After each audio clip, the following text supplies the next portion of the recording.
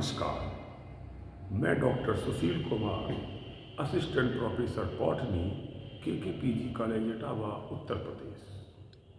मैं आज आप लोगों को लाइफ साइकिल ऑफ एल्ब्यूगो के अंतर्गत इसका first part asexual reproduction in Albugo समझाने जा रहा हूँ। एल्ब्यूगो कैंडाइडा एक ऑब्लिगेट पैरासिटिक फंजाई है जो ब्रेसिकेसी फैमिली के मेंबर जैसे रेडिश, कैबेज, मस्टर्ड, कॉलीफ्लावर इत्यादि में वाइट रस्ट डिजीज उत्पन्न करती है। इस फंजाई का जो माइसीलियम होता है वो ब्रांच्ड, एसेप्टेट, मल्टीन्यूक्लिएट अर्थात सीरोसिटिक होता है, जो होस्ट टिश्यू के इंटरसेलुलर स्पेसिस के बीच बीच में पाया जाता है और हस्टोरिया द्वारा भोजन को एब्जॉर्ब करता है। इस फंजाई में सेक्सुअल रिप्रोडक्शन जो होता है वो कोनिडिया या स्पोरेंजिया के द्वारा होता है।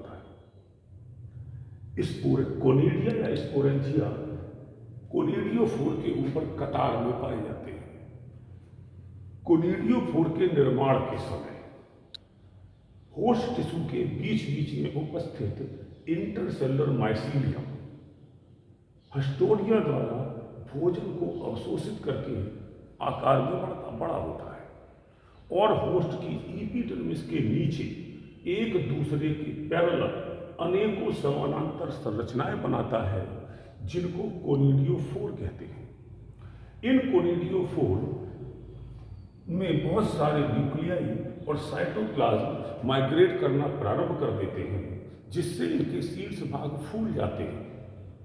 इनके ऊपर की दीवार पतली होती है जिन पर कोनिडिया का निर्माण होता है। कोनिडिया के निर्माण के समय इसके ऊपर शीर्ष भाग पर 5 से 8 न्यूक्लियस एकत्र हो जाते हैं और फिर दोनों ओर से एक कॉन्स्ट्रिक्शन या खांच का निर्माण होता है जो एक कोनिडिया का निर्माण करता है।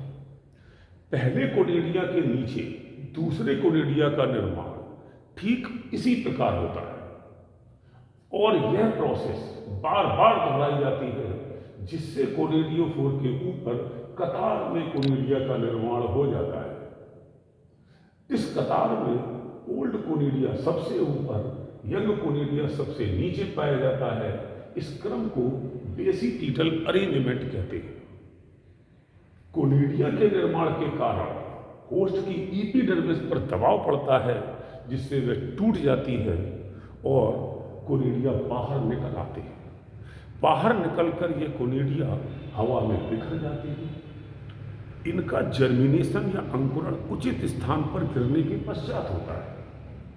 अगर वातावरण नम है अर्थात लो टेम्परेचर और ह्यूमिडिटी ज़्यादा है तो ये कोनिडिया पहले स्पोरेंजिया का काम करते हैं।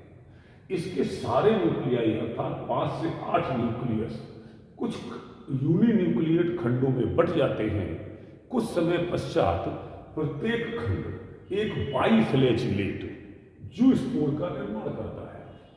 यह जूस्पोर कुछ समय तक तैरता है, इसके पश्चात अपने फैला छोड़ देता है और गोल हो जाता है और इसके पश्चात अंकुरित होकर नए होस्ट को पुनः अफेक्टेड करता है। और दूसरी ओर यदि वातावरण ड्राई है तो ये कोनिडिया सीधे जर्मिनेशन करके नए होस्ट को अफेक्टेड करता है। धन्यवाद।